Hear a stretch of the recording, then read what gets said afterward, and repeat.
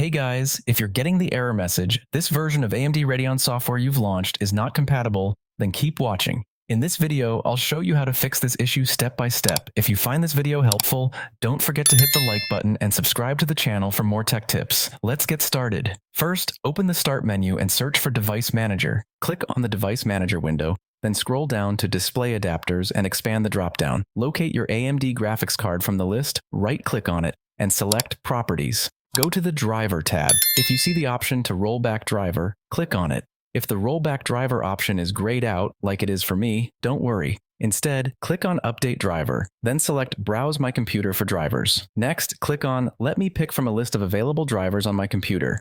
Choose your AMD graphics card from the list and click Next. This will install the latest AMD driver for your device. Now open your internet browser and search for AMD driver download. Click on the top search result, scroll down to the Windows 10 or Windows 11 drivers section, and click Download Windows Drivers. Double-click the downloaded installation file and follow the on-screen instructions to install the latest drivers. Once the installation is complete, the error message should be fixed. And that's it. You've successfully fixed the "This version of AMD Radeon software is not compatible" error. If this video helped you, let me know in the comments below. Don't forget to like and subscribe for more helpful guides. Thanks for watching, and I'll see you in the next one.